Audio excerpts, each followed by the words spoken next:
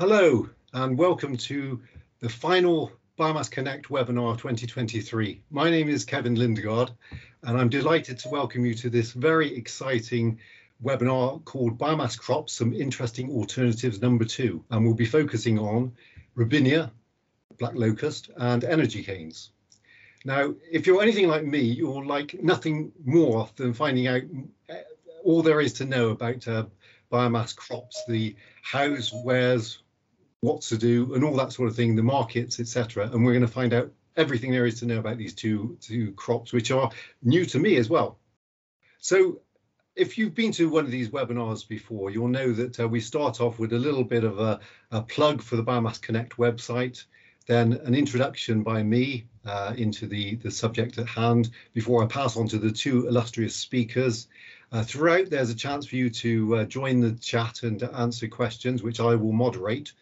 And then at the end, there'll be a Q&A session and then a sneak preview of what's coming next. So what about this Biomass Connect website? It's almost like Santa's sleigh full of gifts, just ready for you to unwrap at biomassconnect.org.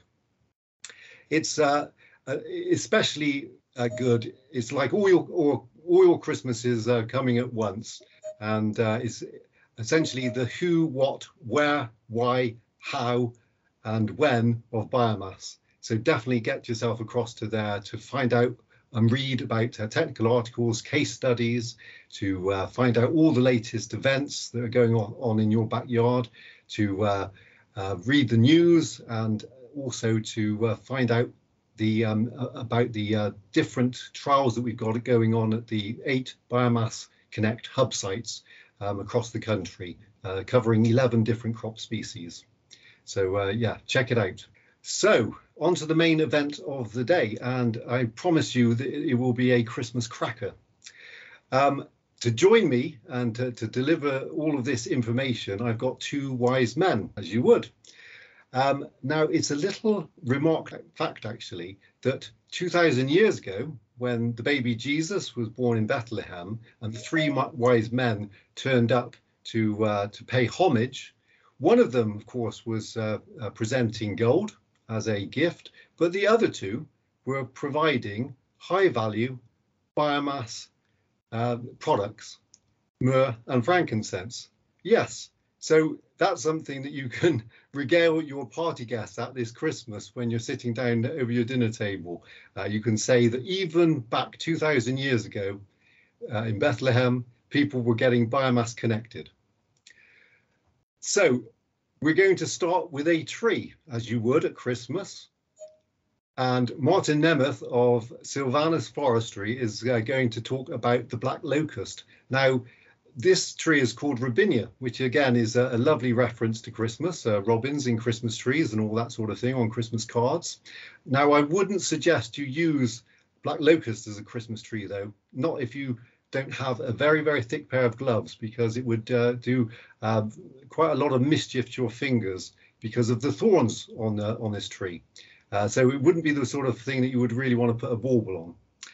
Now, Márton has been at Silvanus Forestry for the last 5 years. He's the MD, and he combines his very, very busy schedule with doing a master's in environmental engineering at the Sopron University. So I'm going to pass over without further ado and be very avidly listening to everything that Márton has to say. So thank you very much, Márton. Please take the floor. Thank you very much, Kevin. Good afternoon, everyone. Very happy to be here today. Kevin also mentioned we're going to be talking about Robinia. I'm going to go into a bit more basic information in regards to the species itself, and then I will focus a lot more on our own research and our fast-growing Robinia varieties. Very quickly, just in terms of what we're doing,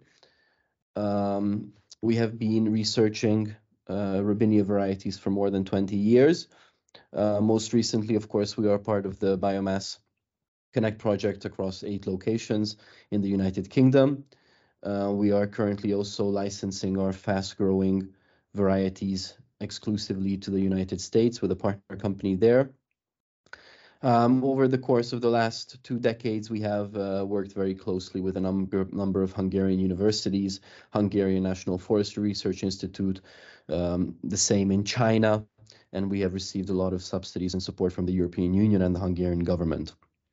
We have plantations in Hungary, China, around Europe, now of course in the UK too, and we are currently working on a number of new projects in Turkey, Uzbekistan, as well as the Kingdom of Saudi Arabia, which is something very interesting, of course. This is us at the World Forestry Congress last year in South Korea, and the same event where I delivered a very similar presentation as we will be having today. So very quickly focusing on our research priorities over the course of the last 2 decades.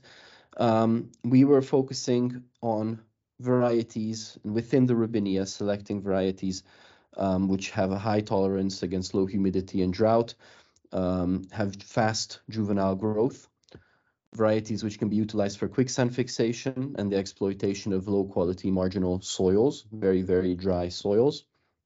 Also, of course, also the tolerance against pollution. High nectar yield is also something very important when it comes to Robinia pseudoacacia.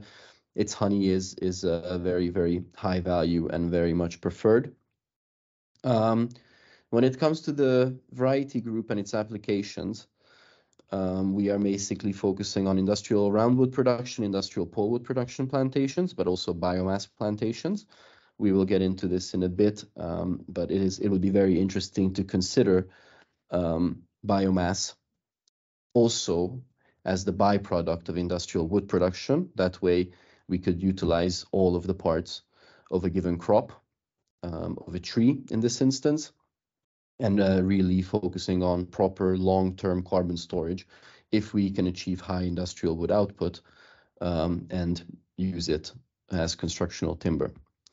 So very briefly about Robinia pseudoacacia, the species itself. As you can see, it is present around the world in a lot of different climates and conditions. Originally, it came to Hungary and in Europe in the early 1600s. It is native to North America, and a serious breeding process began around 150 years ago in Hungary, resulting in strong tradition and high standards. Today, 25% of all forests in Hungary are made up of Black Locust, around 450,000 hectares, and 50% of all new forestations are also done with Robinia pseudoacacia, the traditional seedling, I must add. It is also the third most frequently planted species in the world.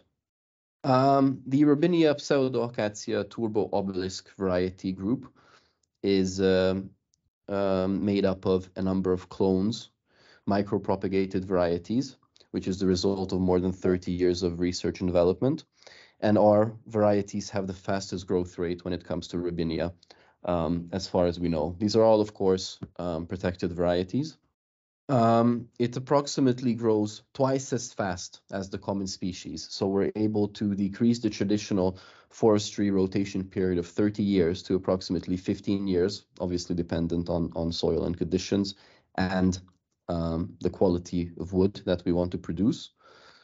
This can, of course, be much less if we're looking at exclusively producing polewood, or it can be a combination of two, of course, with one thinning at around 7-8 years, and then clear cut at 15. Another one of the very, very special characteristics is that the straight stem growth. Traditional Robinia does not grow straight, and because of this, the industrial wood output of it is relatively low. So this is something which, of course, significantly affects long-term carbon sequestration, as well as the value of the wood, because we aim to produce high-quality, defect-free industrial roundwood for long-term carbon sequestration. It also has very, very nice and rich flowering and extended flowering, as we discussed honey earlier. Something very interesting perhaps is delayed flowering, which we have been looking into recently. Basically, we were selecting varieties which grow well, relatively well. Obviously, these are not going to be the best growing clones. Grow relatively well and relatively straight, but flowering 1 or 2 weeks after all of the other Robinias have flowered. This enables us to extend the flowering period if we were to mix these varieties in plantation conditions, and we can extend the nectar collecting time that the bees have. With this, we can increase nectar yield of around 30–40%. And then, of course, exceptional tolerance to low quality marginal soils, which is a big issue where we are looking at hundreds and hundreds and hundreds and thousands of hectares of unutilized land, which is unsuitable for agricultural production. It is unsuitable for a number of trees as well. All of these areas can be utilized by Robinia, or a large percentage of these areas. Hence, we can be producing value, quality hardwood in areas which are sitting empty at the moment. It also has a very high resilience to diseases and pests. And the nitrogen fixing bacteria on the roots of Robinia actually produce more nitrogen that is used by the tree itself, which means that it also enhances soil quality, and it can have very, very interesting applications in terms of agroforestry. We are actually establishing our forest agroforestry plantation in the United Kingdom, just outside of London, next to Chesham, in the spring of 2024 on an area of 5 hectares. So this is going to be more of a demo site, but it's definitely going to be very, very interesting to see how this extra nitrogen affects the yields of agricultural crops, and how much less human intervention perhaps can be required. So I'll be sharing a lot of pictures with you as we go through, just to give you a better idea of what we are talking about. This is a 1-year-old plantation in Hungary, a drone shot. You can see the wide planting spacing. You can see that it's very, very low quality sandy soil. The Turbo variety is a progeny tested seedling. So we also have a progeny tested seed orchard in Hungary, which is quite unique. And these seedlings also grow around 60–70% faster than the traditional species, but of course not as fast as the micropropagated clones. And these do not grow straight necessarily. So this can be outstanding for biomass specifically, if we are looking at biomass being the primary product. And it can have very, very high yields, especially due to its wood density, which is very, very high. But we will get into the wood characteristics very shortly. Of course, this is much cheaper as well. So if we're looking at biomass production and we're not looking at establishing quality industrial hardwood, then the seedlings are always going to be a lot cheaper. A few more pictures. This is a 1-year-old plantation. 2 more 1-year-old pictures from China and from Hungary from a couple of years ago, or actually 9 years ago. Wow. This is a 3-year-old plantation from 2017, flowering. So you can see already in the 3rd year, nectar yield is significant. This is a 3-year-old tree. A 6-year-old plantation. A 9-year-old plantation. And we will have another video here for you. I'm not sure how it's playing, but you can see that we have a couple of clones here in the front. And then the traditional Robinia species is planted as comparison at the end of the video. This is what you can see now. So I think the difference between our varieties and the traditional species speak for itself. You can see the stem straightness, thickness, everything. And once again, you can see the low quality sandy soil. This is going to be another video just to show the rich nectar yield, which our varieties are capable of producing.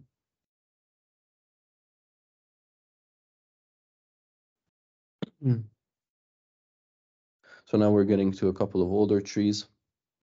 So basically at around 14 to 16 years old, we can achieve a diameter of 38 centimeters at D13. Obviously, this was on good soil, so this is a very, very good case scenario. But this is not on best soil conditions either. So we can expect anywhere from 30 centimeters upwards, realistically. Minimum site quality requirements. So generally speaking, as I mentioned, Robinia does not need good quality soil. What more, it actually thrives under worse conditions and low quality soils. So basically, a minimum precipitation of 300 millimeters of rain is sufficient within the vegetative period.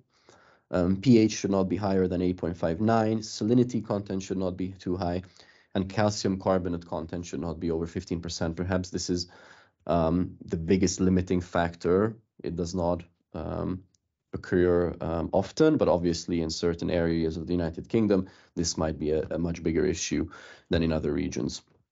Groundwater also should not be too high. This is also interesting. Whilst willow prefers groundwater levels to be above 2 meters, Robinia pseudoacacia actually prefers it to be below 2 meters. So I already touched on wood quality very, very briefly. So it is a hardwood, which of course there is large demand for. It can be a great alternative to tropical hardwoods. It has outstanding characteristics, high natural durability, and very decorative appearance, especially if it is steamed. Its hardwood has a high natural resistance against wood-destructive fungi and insects. It is a ring porous wood, which means that the wood quality does not decrease despite its fast growth. So this is very, very important. Has a Janka hardness scale of 1700 and a 40% moisture content when freshly cut. Just a comparison of density, hardness, durability, flexibility, and so on of Robinia pseudoacacia with a number of other popular species, such as Populus and Acer, and a number of others. So as you can see, it is very, very, very high density, very high quality hardwood. Perhaps this is one limiting factor in the sense that it is often too hard in terms of machinability. A bit about the propagation procedure of the varieties, just so to show you the actual process. So these are the micropropagated saplings under laboratory conditions. Once again, these are coming out of the lab and growing into the greenhouse phase. And then from the greenhouse, it is going to be planted outdoors. Now, this can either be planted into nurseries or it can be planted into small pots. So you can either produce bare-rooted or not. This is obviously a question of production technology. And then these are the ready-to-plant bare-rooted saplings. So just a bit about returns, multifunctional applicability. It can have around 15 atratons, so already kiln dry yield per hectare per year if we're looking at SRC, and even higher, around 20 atratons per hectare per year if we're looking at longer 12 to 15 year rotation periods, around 400 cubic meters yield within 15-year rotation period. And this is the important part, very high, 40% industrial roundwood, 20% sawwood, 15% polewood, and 25% biomass or firewood. If we're looking at shorter rotations of 8-9 years, then we can also expect around 250 cubic meters of yield with a large percentage of polewood. So yes, very happy to answer any questions now or later. Please do reach out. I'm very happy to answer anything now, also in emails. So thank you very much for your attention. Brilliant. Thank you so much, Márton. You've got through a massive amount of information there, and I'm sure that everyone's really appreciative of all of that detail. I've got a bunch of questions here, so I'm going to fire away with a couple, and then we'll come back and I'll ask a few more when we get to the panel session. So I was interested to know, with that plantation shot from the drone, they look fairly widely planted. What is the spacing there, and how many per hectare? What is the spacing and the stocking rate? Yes. So first of all, obviously it depends greatly on the final product that you're looking to produce, but generally we would recommend a initial planting spacing of 3 by 3 meters. So that's 1,111 per hectare, so quite wide. And this would be with a one thinning model at around 8 years, and then clear cut at 15-16, producing precisely as on one of the last slides, polewood, mainly polewood from thinning, and then hopefully a large percentage of industrial roundwood at clear cut. Okay. If we are looking at biomass, so if we're looking at the turbo seedling variety, then we would go at around 4,000 per hectare. There, we're not looking to create defect-free quality, high-quality wood. There, we're just looking at the yield and the biomass. So that is a completely separate or very different production plantation technology. And how much is planted as short rotation forestry percentage-wise compared to short rotation coppice? Would you say it was the majority for SRF? Yes, definitely. So short rotation coppice is actually something new to us too, that we are trying for the first time within the Biomass Connect program on the 8 different hub sites. So normally we would only we have only focused on industrial roundwood and polewood production, and biomass was merely a byproduct of it all. So we're very curious to see how this performs in the UK if we're just looking at strictly speaking biomass yield. Okay, and you mentioned the flowering, and you're interested in late flowering. What is the month that Robinia normally flowers? So it's usually around April, late April. And then, of course, depending on the season, there's always a 1 or 2 or 3 week difference. Obviously, there's an order in which all of the crops flower, and that stays the same. The actual time might change with a week or 2. Brilliant. Okay. Well, thanks so much. I've got loads more questions to ask, and some of them will be relevant to both you and to Paul in due course. So now we're going to move on to the second half of the presentations, and by way of serendipity and good timing, this report was released just a few days ago by our colleagues at Supergen Bioenergy Hub, and it's called, if I can see, it's called the Novel Crops and Forestry Species as Sources of Industrial Biomass. And it looks at 27 different types of novel biomass sources. And this is even more novel than Miscanthus and short rotation coppice, willow and poplar. So it's all of the other ones that are potentially going to become very much more interesting to us as the climate changes in the UK. That workshop has produced this report, and of the 27 considered, including Robinia and eucalyptus, reed canary grass, are 3 of the crops that not only appear in our trials, but also we've had webinars on. But the one that is slightly not so much focused on is the one that we're going to deal with in the next part of the talk, which is on energy canes. And I'm delighted to welcome my long-term colleague, Paul Carver. He's, like myself, a veteran of the biomass crops industry, having been involved for the last 25 years. So we've been kind of at the same conferences and at the same consultation events all these years. Paul has been applying his trade across the world in North America, South America, and in the EU, looking at Miscanthus and lots of different energy grasses. And this is something new to me because this kind of combines all of these into one. And so Paul of New Energy Farms is going to tell us all about that, and I can't wait to listen. So over to you, Paul. Good. Thank you, Kevin. Thank you for the opportunity to present here. And I very much like the energy cane note on your Christmas decorations there. So I'd like to present what we're doing here, which is part of our TEMPEC project funded by DESNES, and this is one of the actual component parts. So when we talk about energy canes, this really starts with sugarcane and the sugarcane complex. So sugarcane is a hybrid, first of all, made up largely of 2 types of saccharum, one called spontaneum and one called officinarium. But also there's a portion of other grasses, including miscanthus. So all conventional sugarcane is about 5% miscanthus, which is quite an interesting fact. And in terms of those main parent lines, about 80% is the first 2 saccharums. So saccharum officinarium is as genetically provides the sugar into sugarcane. And then the spontaneum types, and they provide things like tillering, fiber content, and biomass yield, essential for getting the physical biomass into those crops, and also cold tolerance.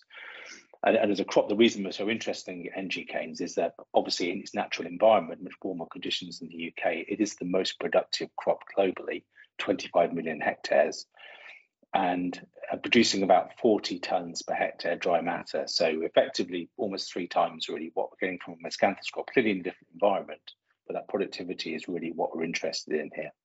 And in terms of energy canes, there's a number of types, but the main type has been people trying to get that higher biomass yield. So the first types are energy canes, which can still be ground for sugar, but also produce more bagasse, which in sugarcane mills is obviously used for powering the mill and producing excess electricity to export to the grid.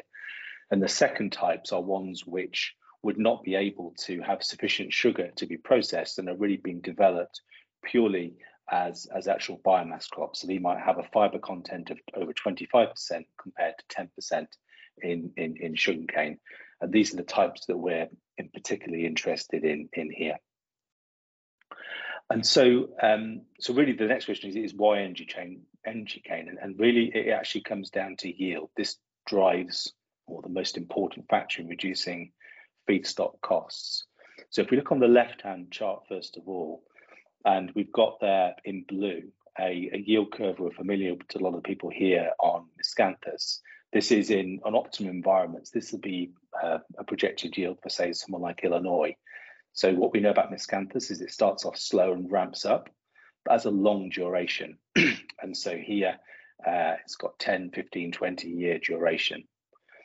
Then if we look at normal conventional sugarcane, what's in complete contrast to Miscanthus is the first year of growth has maximum yield, which, as I say, could be around 40 tons per hectare.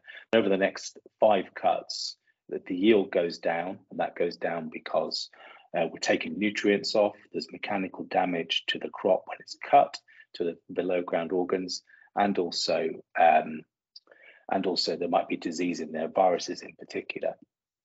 But when we look at energy cane, this is trying to combine the best 2 characteristics. So in green, so we have the fundamental high yield, 40 to 60 tons per hectare dry matter. So that might be 120 to 200 tons of wet material per hectare. But then it's actually ramping up like Miscanthus, because like Miscanthus, it's investing in below ground organs that sugarcane isn't. But it has that longer duration, and not as long as Miscanthus at the moment, but 7 to 10 years rather than around about 5 years with sugarcane. And when we look at how those 2 things combine, if we take Miscanthus in the US, so somewhere like Illinois, where 25 tons is an achievable yield, over 10 years, so one crop might generate 200 tons. If we look at sugarcane on a 10-year duration, so planting 2 crops, that might generate around about 300 tons of biomass over that duration. Then if we took a 10-year duration of energy cane, so planting it twice, we'd be looking at getting around 450 tons of biomass. So this is the real driver here. It's the reason there's so much interest here is combining yield with a longer stand duration to maximize biomass and drive down costs. And in terms of where this is going on, there's extensive global efforts on breeding energy canes. And what we're looking at here is whether or not this can be harnessed, and these can adapt to the UK. And there's also work beyond just the saccharum types, as Kevin described. It's a very general term in terms of energy cane, so it can be extended to other types of grasses, including Arundodonax and others that are just high-yielding grasses. And I think that what we're looking at here is, rather than just look at Miscanthus, can we produce a step change in yield by going to different types of perennial grasses? And then the one implication of this is that grasses from warmer environments typically stem propagate, whereas ones that we're more used to in the UK, such as Miscanthus, produce rhizomes. And that's just a response to the environment and survival. What we're looking at with energy canes is potentially combining these characteristics, as we saw in the previous graph on yield, to get a stronger stand duration increase the yield, and also some of the benefits we know of Miscanthus about nutrients, cycling, etc. But what the implication this does have is we need to propagate this differently, because rhizome systems don't work on sugarcane or these energy canes. They don't have some or any rhizomes, in fact. And another part of our TEMPEC project is using technology developed by Németh for crops that don't produce seed or even rhizomes. And we've developed an artificial seed system and patented it, which is an actual common platform to multiply all different types of vegetative grass species. So we're working from sugarcane through cold-tolerant grasses of Miscanthus into, obviously the sugarcane work rather, so it's outside the UK in places like Brazil. And then we're working right through to paludiculture crops, such as typha and other crops that need solutions to propagate them. The end result of our process, it's a horticultural process, producing small capsules that are automatically drilled into the ground. And then in terms of what we're doing in the UK to test the potential of this exciting new class of grasses, is that, first of all, it takes 10 to 15 years to breed a new type of grass of any type. And so what we're doing is harnessing lots more different breeding programs to test material in the UK over 3 years if it's already been bred. So this saves obviously cost and time in terms of providing new varietal options for the UK that are potentially going to increase the yield. And as I mentioned, this is part of our TEMPEC project funded by DESNZ, and this is one of our field trial sites you can see in the UK where we're doing variety trials. This is the first year of planting with a whole range of different Miscanthus, energy canes and other grasses. And you can see from the top down picture there, having some really, really interesting results. There's some highly, highly productive grasses that in their first year are doing more than mature Miscanthus crops do at peak yield. And in terms of how these actually look, they're visually very, very similar to Miscanthus, as you expect, because they're related.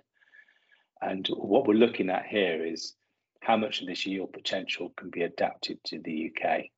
As I said, it takes too long to breed new types of perennial energy grasses. By looking at these high yielding options, which are what we call probables, not possibles, in the sense they're technically adapted and be able to sustain and survive the UK conditions. If these are capable of doing 40 to 60 tonnes in their natural environment, then are they capable of delivering 20, 25 tonnes in the UK? And that's what we're testing at the moment. So the actual conclusions here are that that we're dealing with an established principle that it's beyond doubt Miscanthus is a type of this grass, and it's highly adapted to the UK and other regions. So it's not unreasonable for us to already say that we're growing a cold tolerant sugarcane, energy cane type here. And what we're trying to look at here is can we deliver 25 or more tonnes per hectare by a step change in direction, looking at new species closely related to Miscanthus. And the aim here is to have a faster route to generating new high yielding feedstocks for the UK. Thank you.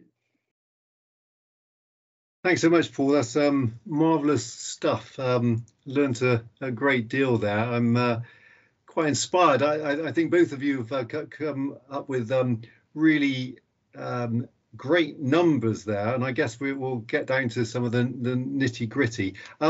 One of the things I just wanted to know, you mentioned over a 10-year period that you would plant 2 crops.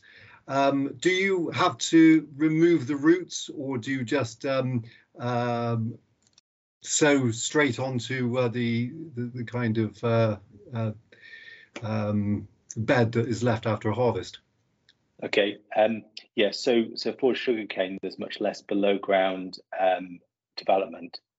So it just requires rotivation, then you actually drill straight in. And the reason the previous crop is often removed is inherent disease inside that tissue. So when you replant the crop, you stop that problem. But those issues aren't the same with energy cane because it's not grown in the same environment and same disease pressures.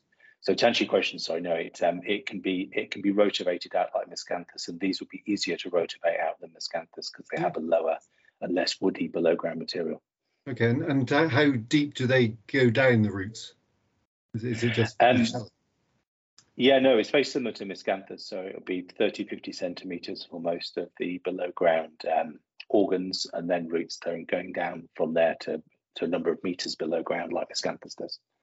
Okay, and just if you were going from this point with the Tempec project, which obviously is great, if farmers were interested in watching this webinar now, how long before they could get some of your material, start planting it, and just go forward? Are we waiting for a bunch of field trials before that can happen, or is it just really watch this space, and as soon as possible you might be able to sell some material? Yeah, it's as soon as possible. Obviously, we're very grateful for the Tempec fund, or the base funding, and it's actually a commercial, not academic funding. So we're razor focused on the fact by 2025 we will have tested these varieties, and then we're obviously starting bulk up, and so we're intending to be having commercial discussions as soon as the project ends in 2025.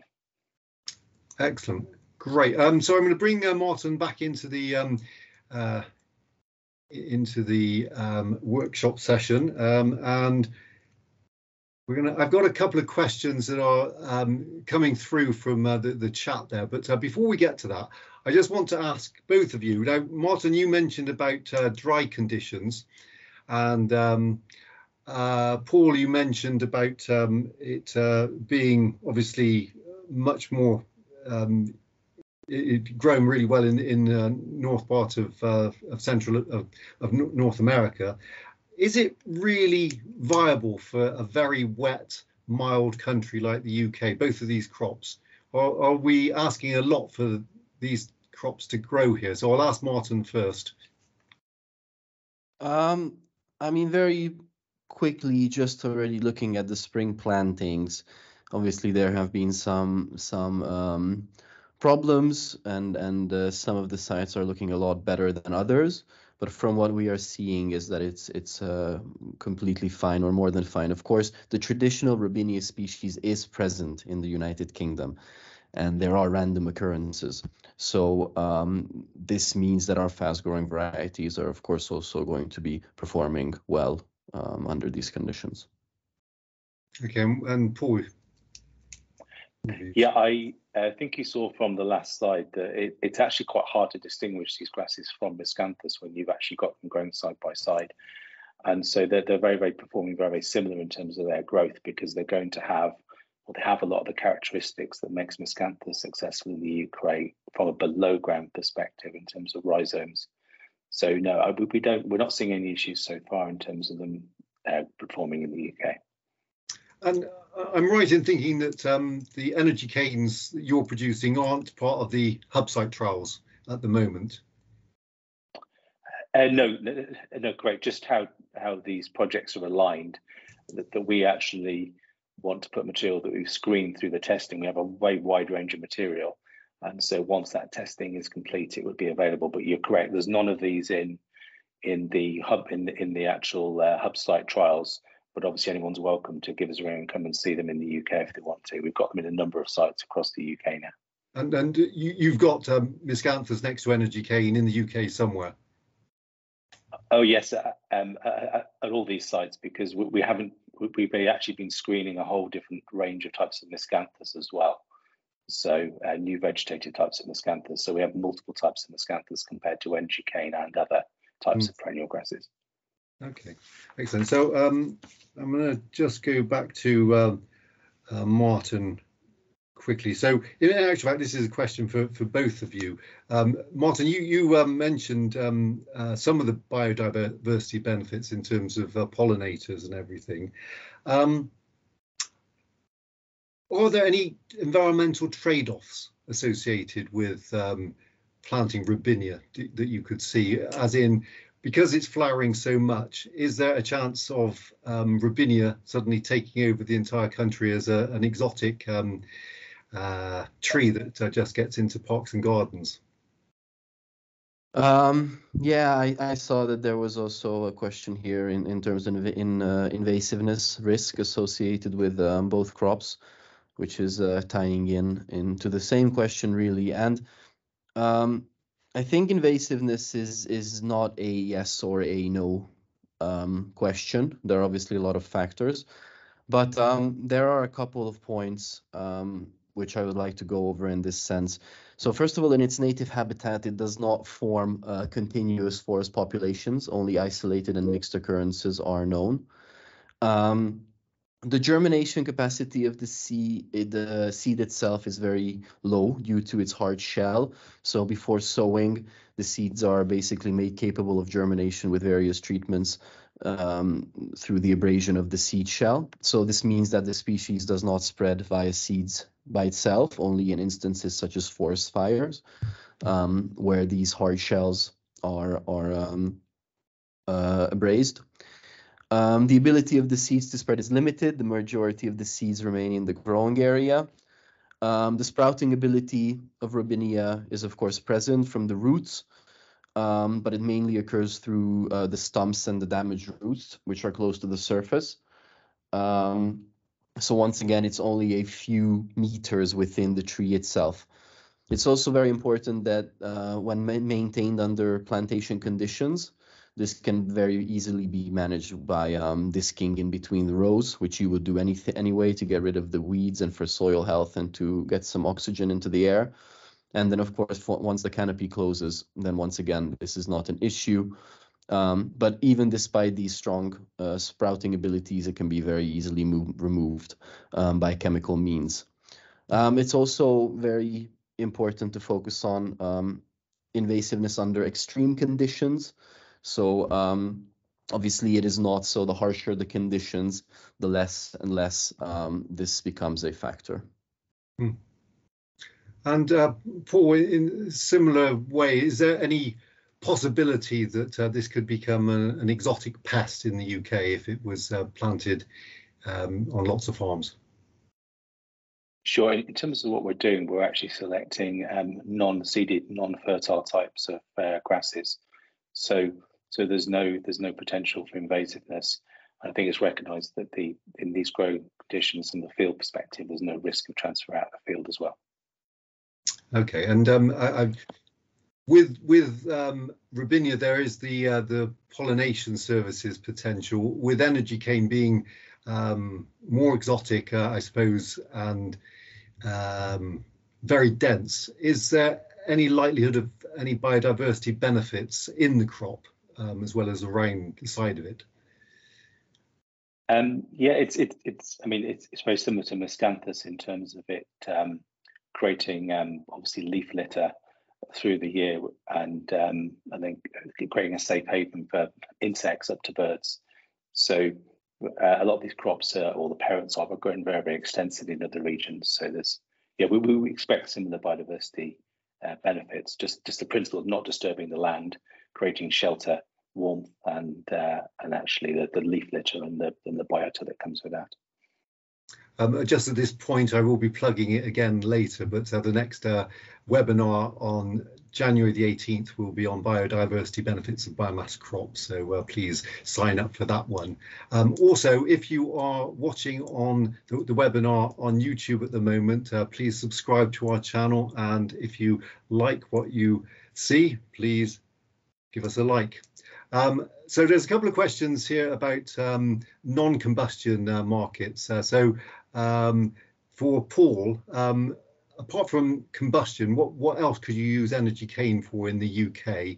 And could some of them be actually competitive in the sugar market?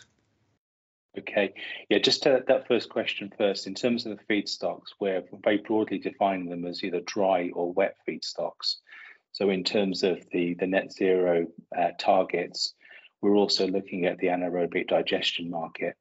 And we've done work on Miscanthus with that in the past, and we see potential for these crops to be perennial AD stocks, so producing high yield to avoid the need to use maize on prime land. And so what we've seen with Miscanthus is it can produce a higher biogas yield per hectare than maize. And we've seen the same or higher results from the energy canes we've tested for biogas so far. And obviously being perennial, they present an excellent site for or return of digestate from AD sites. And presumably you're harvesting in around April time like Miscanthus, so it wouldn't have the same detrimental soil erosion problems that maize has. That's correct. We are harvesting in the winter as well. So I think how we see those markets is that after the maize has been harvested for biogas, then these would provide feedstock for those sites at a slightly later time when the ground is harder. Right. Through the winter and the early spring. Okay. Let's. Sorry, the second question on the I've seen the note from Judith on the sugar as well. Oh yes, that's right. Yeah, so just to talk to that point, Judith. So the actual types that we're using, they don't have a harvestable sugar yield, and so the reason that the energy canes are higher yield is they're investing energy in building biomass rather than the more energy intensive production of sugar. So in warmer countries like Brazil, they are developing high fiber sugar crops. But in the UK, we're not focused on any of these delivering any sugar, just purely biomass or actually biogas rather, in terms of either of those two markets. Okay. Márton, next year we're likely to see some new initiatives on agroforestry in the UK, especially in England. Hopefully an announcement in the early part of the new year. Is there any scope for Robinia being part of thin strips of agroforestry with other crops? And if so, how do you harvest them, considering the very thorny nature of the tree? Yes. So as I mentioned very briefly, just outside of Chesham, we will be establishing the first agroforestry plantation in the spring 2024. So I think it's going to be, we are heavily in the planning phases. I think it's going to be 15-meter rows of agricultural crops and then 2 rows of Robinia. Here we will be specifically looking at polewood and industrial roundwood production. So the biomass yield in this instance will be a byproduct from pruning from the branches and so on. So that is also going to be utilized. But we will be looking at traditional forestry harvesting technology in this sense. When we're doing the biomass, we will be looking to harvest with traditional coppicing tech in the UK. So we will see whether it's actually going to take 3 years, of course, because the density is much higher than that of willow, for which most of this machinery is usually used. So we might need to harvest already after 2 years. We will have to see how the machine functions. And diseases and pests. Do we know anything that is eating or harming these plants in the UK detrimentally at the moment, or is it are both of them disease and pest resistant? Paul, you go first. Sure. Yeah, we have them obviously growing in the UK, and we have evidence on where they've been grown elsewhere. And so the ones we're importing are ones that haven't shown any instances such as that.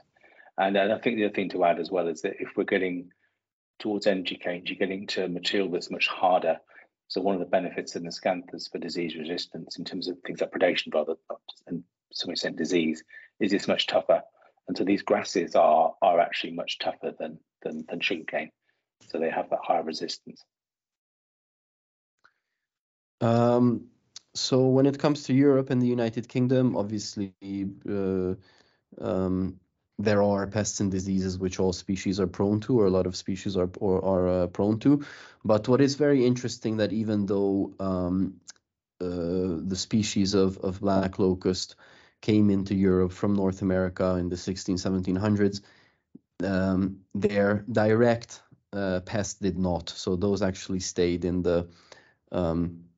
North America, and the biggest problem is the locust borer in North America, but these are not present in Europe, United Kingdom, anywhere else, only in North America. So we are quite lucky when it comes to this. One of the things that when we've spoken before, I was absolutely amazed by is considering the thorny nature of the tree, how deer seem to love it and hare seem to eat it. Does that mean that you can't plant it without fencing? No, we highly recommend against planting without a fence. We have done it. It has cost us a lot. No, they really do like the nice little fresh shoots. So fencing is absolutely mandatory for the first year or two, and then obviously if you establish more plantations, then these fences can be relocated afterwards. So in terms of food for animals, it can also be very interesting. Okay, and one more question for you, Márton. Considering how amazing the wood quality is and the yield potential, and considering the very fact that it's grown so much in so many parts of the world, why do you think that the UK has been somewhat oblivious to Robinia in the past? Why haven't we planted this before? Well, this is not just in the UK, but of course, generally, people are pushing towards planting native species in any given country, in any given region. What we need to recognize, I think, and this is a very important point, is that with the changing conditions, with climate change, it is obvious that native species are struggling. Our pine forests, our beech forests, they were a horrendous sight, especially last summer of 2022. So we need to recognize that, yes, even though something might not be native, we also need to adapt to the changing conditions, and we need to recognize this in time. Otherwise, we're literally planting species which might not survive in the next decade or so. Okay, and finally, these trees seem to grow. The trees and the energy cane seem to grow brilliantly as a kind of monoculture. Can you grow them together with different grasses and different trees as a mixture? So, Paul, any thoughts on that? Yeah, there's obviously potential to plant multiple species in the same field. And what we're doing with the seed system, we've got different hoppers on the planter, so we could actually drill two into the same field. And for plantations, we're recommending planting multiple varieties or species. I think the only point of caution would be if you are looking to harvest a dry biomass one, to ensure that they're actually aligned. And that would be my only concern, is that we obviously see a lot of differences in varieties that stay green for different durations or even for the full year. So you need to make sure the typical drying down requirements were similar for both or more varieties you had in the same field at the same time. And Márton, Robinia. Yeah, so there are basically mixed forest populations, as I described in North America, also in Hungary. Obviously, we're talking about traditional forestry practices. So when it comes to thinning and rotation cycles, of course, this can cause a bit of a headache in order of timing everything and bringing it together. But yes, it's absolutely doable, especially with a well thought out plantation methodology, where you are already thinking ahead and considering the different growth rate and harvesting technology required for the different species. Then absolutely, it just needs to be put together in a cost efficient way, which is actually doable. Excellent. So it sounds like you've got a plan to be resilient as you both try and tackle the net zero challenge going forward to 2050 and beyond.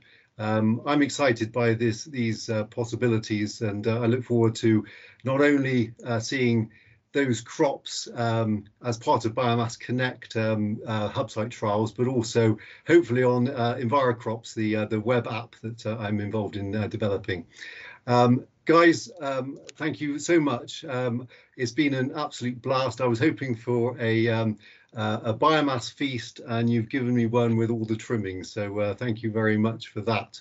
Now, with all this talk of Christmas and it being only a few days away now, of course, I am counting down the days, and I've produced a little wish list, a biomass list of hopes and dreams for the coming year. Things like the positive land use framework that integrates these biomass crops into that framework. Also, the possibility of biomass crops, in particular the trees, being part of the agroforestry sustainable farming initiative. And then devolved schemes in the other areas of the UK, Northern Ireland, Wales and Scotland as well. And the possibility of a bioenergy environmental land management scheme at some point in the future. All of these things would help recognise the tremendous benefits that biomass can bring to the countryside and add resilience in our way of mitigating and adapting to climate change, and really showcase the biodiversity, flood mitigation and water quality protection benefits that we in the industry know that these crops can deliver.